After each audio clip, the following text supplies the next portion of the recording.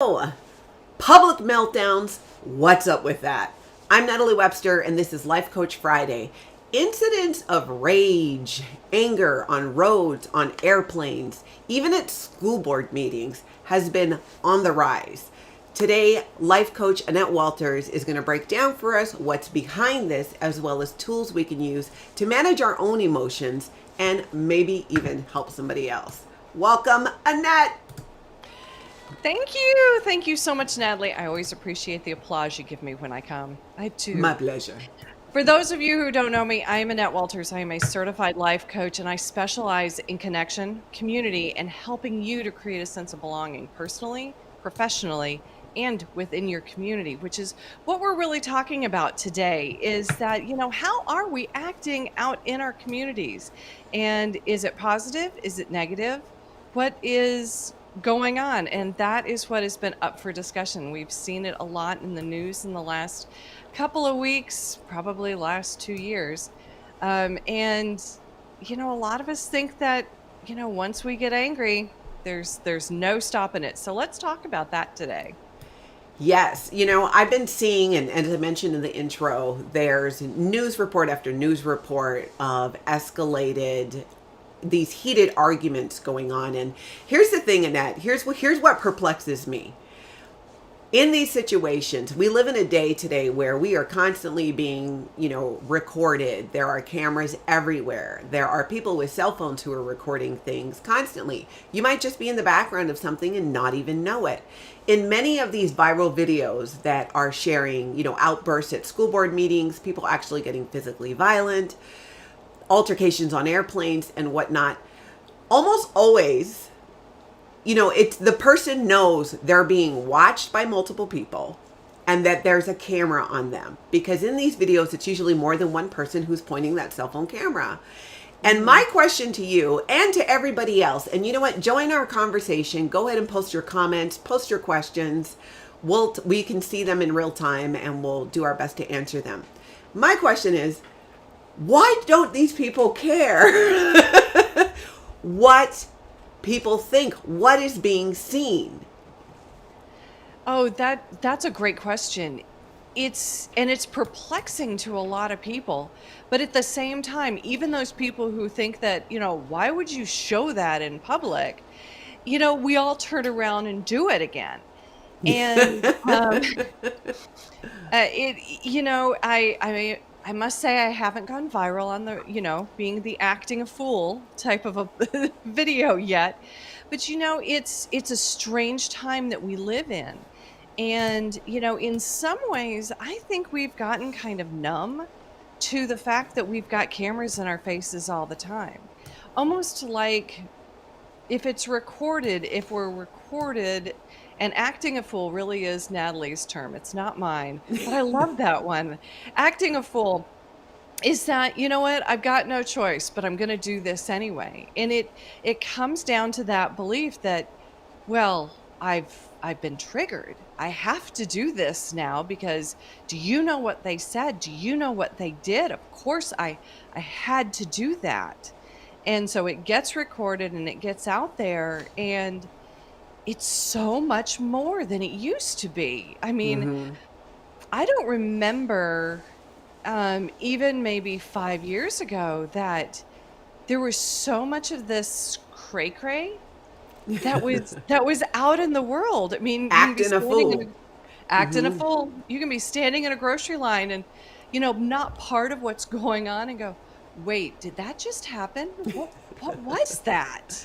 Yeah, you wonder, on one hand, we've talked about okay, obviously today with, everyone has a camera on them because of cell phones. So the opportunity to record these incidents is a lot higher. So the question can be, are there a lot more of them, or are we just seeing a lot more of them due to the world we live in today? And I think it's a combination of both. And, and what you said about how, we're kind of wondering, my question is why don't people care that this is going to be, this is being recorded, this is being seen? Now, when I say act a fool, I don't mean just, embarrassing situations. I act a fool that way all the time. I'm an oversharer. I'll share about things that are great, funny, indifferent. But and I'll share with you my own personal story of road rage. I was in my car. This was many, many years ago. My kids were still really young. My youngest was still in a car seat. My sister was in the car. She was 12 at the time. My youngest sister is quite a bit younger than I am. We're going along down, I think it was down Highway 5 here in the Twin Cities. And I saw this car weaving in and out of traffic. And I thought, okay, I'm going to stay away from her because of her erratic driving. And I could tell she wasn't looking at the road. I could see she was looking down, I assumed was a phone, because this was during the time of cell phones. And I worked to get away from her till I had to get off on this exit. And next thing I know, she was behind me, and I slowed down to go off the exit. She wasn't even looking up. She plowed right into me with my children in the car. We pull over. I throw the car in park. My kids are crying, but they seem like they're fine. My sister's just sitting there kind of stunned, but no one's, they're shooken up.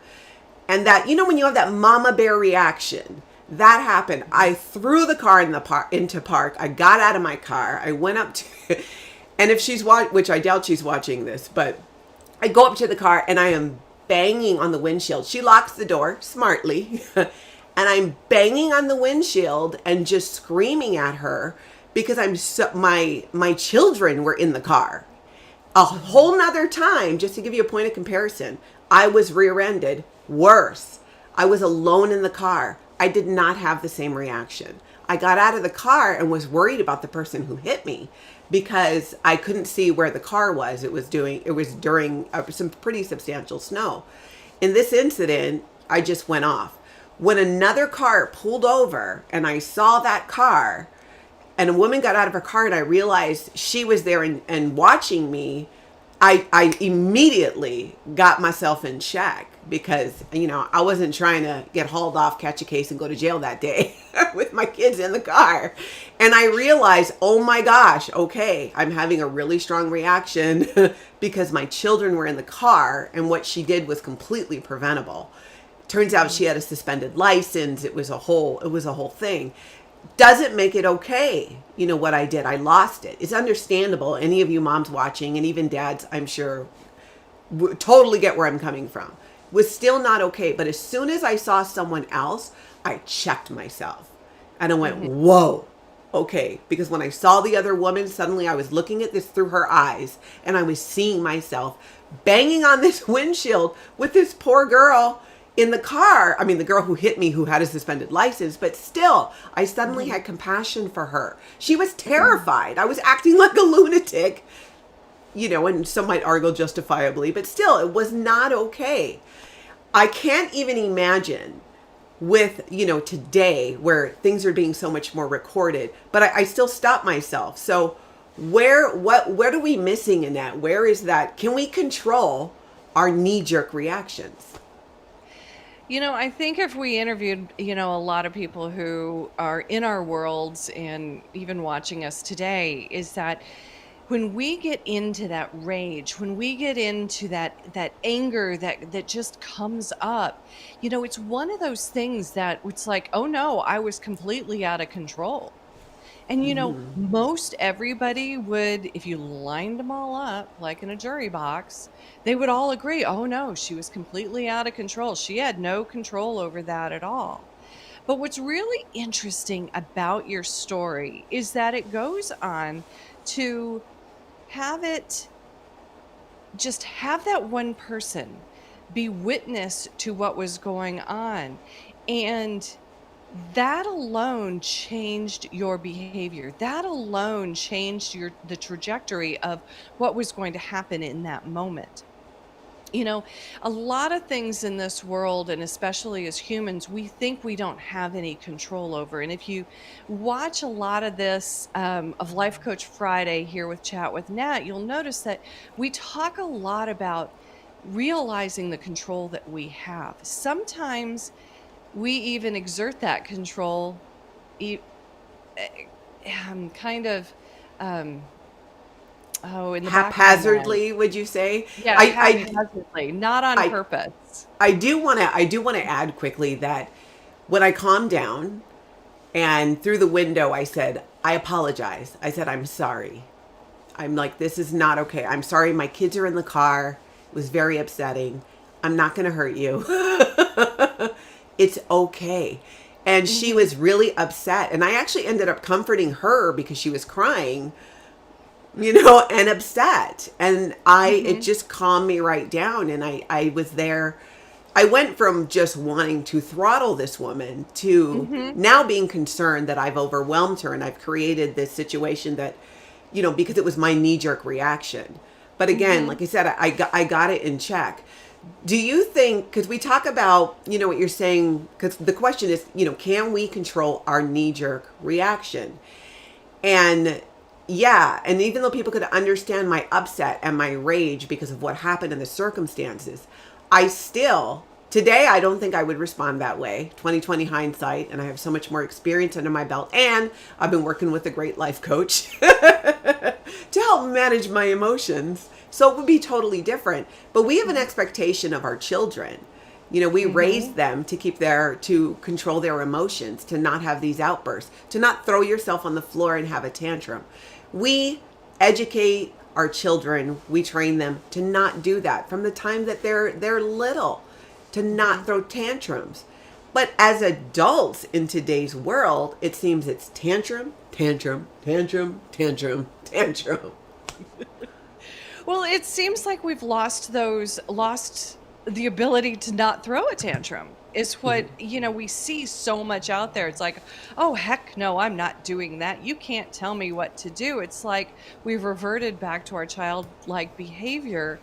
And, I think in some ways, especially with what has happened over the last 2 years, it's coming to the end of our rope. And what is happening is that we're having, and this is one of the caveats I want to, give everybody for this conversation today, is that anger in and of itself is not bad. As a matter of fact, it's perfectly natural, and it is one of those things that leads us to express our passions. So if we want to save the polar bears, or stop human trafficking, or things like that, this anger ends up being a cue that leads us down the path of expressing this. It's almost like an indicator light in our cars going, here's something that is misaligned with your core values that you think, should be happening, that isn't happening maybe, or is happening that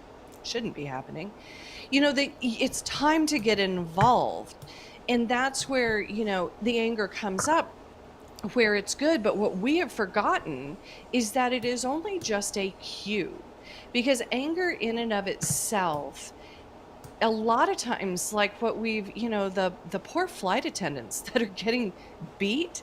I mean, what are they expecting to happen here? We are 30,000 feet in the air. Nobody's leaving the plane. At least I hope not, because Mm-hmm. there are no parachutes on those planes. And so, what is the end goal? And when we get so wrapped up in this anger, which is really, we say we're angry, but maybe the underlying emotion is overwhelm or frustration or indignation, or whatever it is driving us down a path that actually leads to nowhere. We have to actually take our foot off of that brake, move into a different emotion, so that we can make a difference in those things that we are passionate about, that we want to change in this world. Because while we're working from a place of fear, or we're working from a place of anger just in your face, nothing good comes of that. As a matter of fact, Mm-mm. when we get in somebody's face, they actually shut down. We Mm-hmm. really, really, really want them to hear us. And they're building that brick wall, and as a matter of fact, 10 of them, just as fast as they can to protect themselves Oh, you're from so right. us. You are And so right. so, That's exactly what happened to her brick wall with the window that went up and then she locked the door.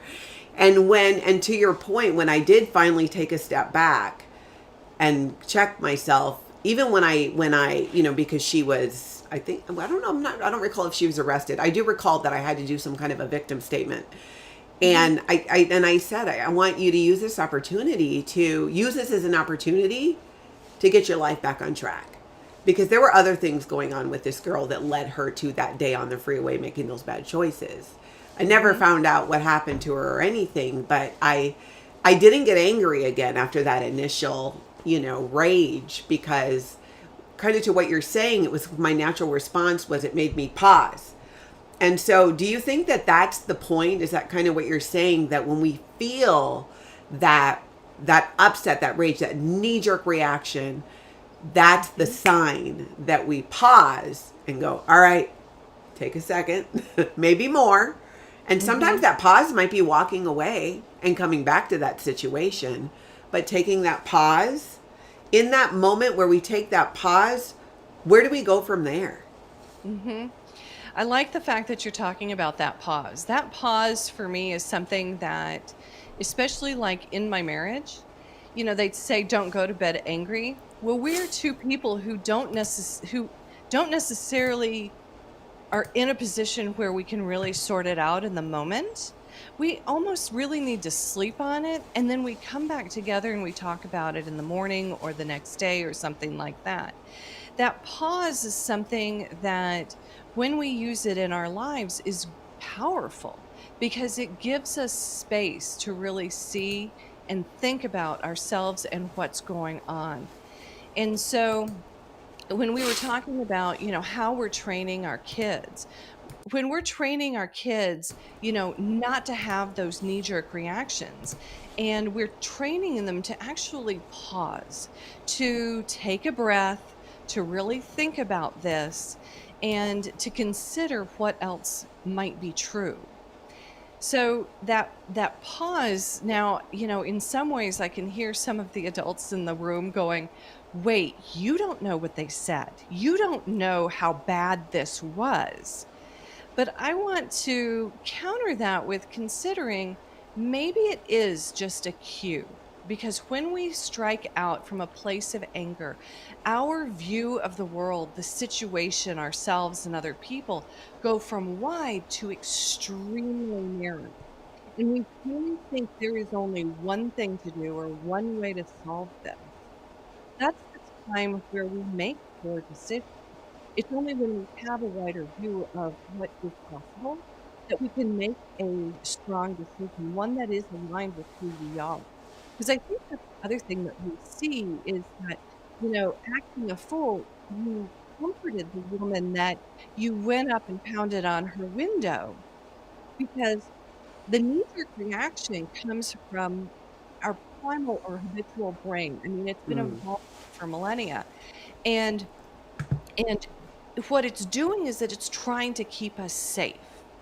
And so what it does is that it puts us into this fight or flight, which we're all familiar with.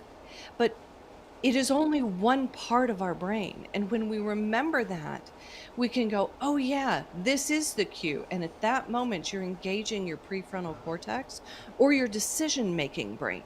And you Mm. can choose to continue on. And sometimes we do want to be angry and we do want to express our passions and frustrations. But doing that through a conscious choice rather than a knee jerk reaction makes all of us much more effective as we go through this world, and to change it into a place we'd actually like to live in. Maybe that's the difference, is intention. When you're faced with something, and using my road rage incident, it's, I realized that my intention was not to harm this woman because of what she did. My intention was to have some type of resolution, to make sure that everybody was okay. To then I actually had some compassion for her. What led her down this path to where she's got a suspended license and is still driving, and then driving erratically and not paying attention. You'd think, when you're driving without a license would be the time where you really want to pay attention. Call me crazy. But But I for think, some reason, yeah, it wasn't her path. She no, still didn't see it. yeah.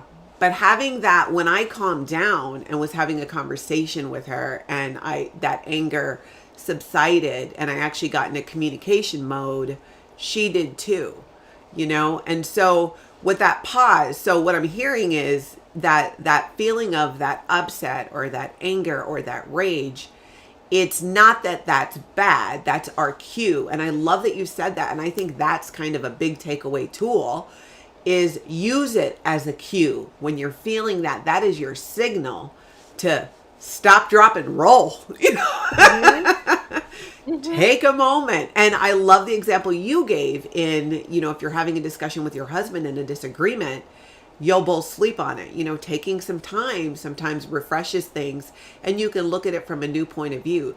So maybe that is it, is we just need to practice more that taking a pause. Because I know when I do that, the outcome is different. And what I try to do now is ask myself, what am I trying to accomplish here?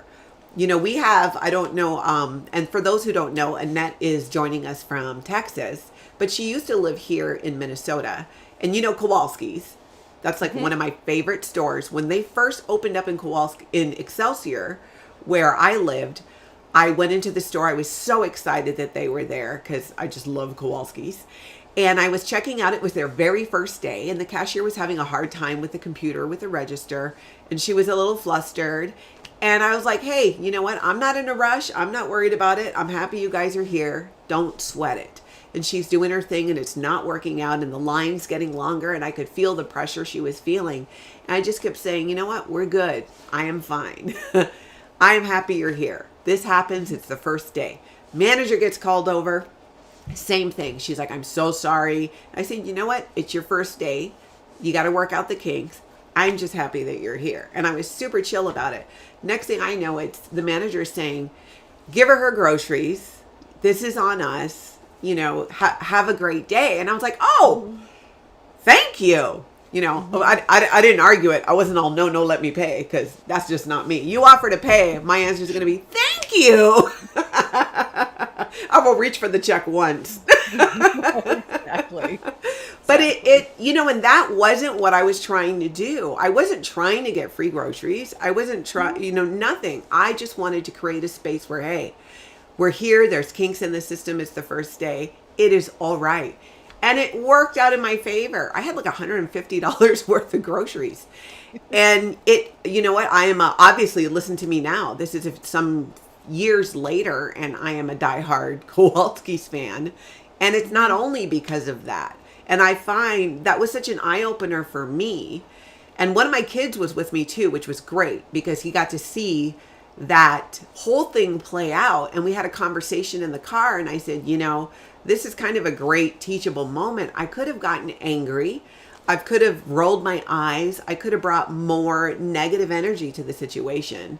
But instead, you know, I took a pause. It was like, oh, okay, it's the first day. No one is trying to hold me up. No one is intentionally trying to mess up my order. And I love our big thing on Life Coach Friday. And one thing I really learned with Annette as my life coach is, what are you making it mean? And managing my emotions, the key to that for me, and that's what we're talking about today, so you don't act a fool in public and end up on a viral video, is that. What are you trying to accomplish? Are you trying to accomplish just being mad? Or is your goal to have resolution? Because if it's resolution and you take that pause and you manage your emotions and you communicate and you recognize that this person is not out to get you, mistakes happen, computers go down, it's a different outcome. Well, and it's so important, because I liked, you know, you're using that as a life lesson in Kowalski's. You know, for your son, it was also a life lesson for the rest of the people that were standing in line, because I'm sure the line wasn't short. And by taking that pause, you got to be who you are at your core. And it is, you know, I think that even fuels us getting even more frustrated and more angry, is that when we act out, especially in ways that are not aligned with who we are, it just winds it up and it makes it worse for us. And we even act out more at times because we're almost so upset with ourselves, because we're judging ourselves for acting this way, and then it just spirals out of control. But it's how our brains work. I mean, ultimately, it's putting us in fight or flight to get us to shut down or put up a wall or fight to keep us safe. But in that moment, in Kowalski's, being calm, being observant of what's going on, the people around you and the situation, seeing everything, that's where you could actually be, no, I'm just going to be me. And I'm going to, for you, it was going to be take it in stride, try to make, her not feel so nervous about this and, judged or anything like that. And it makes a huge difference, because on the other side, then even if we are caught on a viral video, we're almost proud of ourselves, which is one of the things that Natalie and I saw earlier this week was the CBS morning show with Gayle King. And what they showed was this man who talked in front of the school board passionately. I mean, he wasn't in their face physically, but he was like, get your freaking stuff together. And he went on. It was only about a minute and a half, but he was aggressive in his tone and passionate about what he was talking about. When he was interviewed later and he watched the video himself, he was like, no, that's exactly what I wanted to communicate. That's exactly what I wanted to do, because they needed to change this. And I wanted to make sure that my point was communicated clearly and passionately. And so he had no regrets over his video that did go viral, because he was showing up as himself and, and demanding change, but in a productive, present way. Yeah, very consciously. And so my takeaway from what we're talking about here, which is, public meltdowns, what's up with that, is, so when we feel that knee-jerk reaction, to pause, take a step back and look at the situation and recognize, not make it about, now this person is trying to XYZ me, hurt me, stop me, and whatnot. If you have an opposing view, you can still communicate what it is you want without striking a flight attendant or throwing things at people, basically engaging behavior that we raise our children not to behave that way. So we have to have, as adults, a higher standard and set a better example, if nothing else, for kids, for children, for other people, because we're not going to go ahead. And to be more effective. And it is more effective. It's not getting you anything. It's not even pushing the needle forward. Exactly. That is the key thing right there. Is what's the saying? You get more flies with honey or bees with honey? Bees make honey. It always confuses me. Is it bees with honey? I know, you would think, but you get the point. Flies, because you know what flies land on. Exactly. So that makes a lot of sense. And I think that's a great takeaway, is recognize it's those emotions. It's not that they're bad, but use them as cues. Ooh, I'm feeling a knee-jerk reaction. That is my cue to take a pause and step back and try and look at this from almost like above. That's what I try to do, is look at it from a higher perspective and see everything that's going on. Because when we're angry, and I like what you said, we are not present. We're being reactionary. We're not being conscious about how we're acting and what we're communicating. And that is not the time where, and people are less likely to listen to you and really hear your message if you're being violent, super aggressive. That's kind of the deal. Exactly. Yeah. So once again, I think you pretty much solved the problem. Anything you want to add? Everybody gets tools to solve it for themselves. And that is the beauty of life coaching. Absolutely. And I think that is a really great tool and takeaway. And, anyone who's watching this, I would encourage you to go ahead and do that and let us know what happens. Go get out there, engage in the world. And when you feel triggered, when you feel offended, when you feel that knee-jerk reaction coming up, pause, freeze, pretend it's a red light. You remember that game as kids? Take a step back and see what happens. I mean, let's try it. We can kind of do an experiment here. I try to do it. I'd like to think I'm better at it today than I was years ago. I've not We're all banged on work in anybody's car progress. window since then. So we do Life Coach Friday every other Friday. So we will be back, not next Friday, because it's not Life Coach Friday, and I will be back home in Hawaii. The following Friday, though, be joining us. You can reach out if you have ideas too for things you'd like us to talk about or questions for Annette. Go to realwomen.com. That's her website. Click on Let's Chat. There's multiple ways to reach her there, and go ahead and send her your questions or topics you want us to talk about. You can reach me on my Facebook page, Natalie Webster Realtor, or through nataliewebster.com. Same thing. Go ahead and let us know what you guys would like to talk about, because we do Life Coach Friday. We stream onto multiple community pages because it's a community issue. And one thing Annette and I share is we want to help people create community and connection, whether you've been living in a community for a long time or you've moved to a new one. So reach out to us. Now you know how. Annette, I cannot thank you enough once again. And everybody, go ahead. Did you want to say something? Oh, thank you, Natalie. I just always appreciate our conversations, and it's just fun.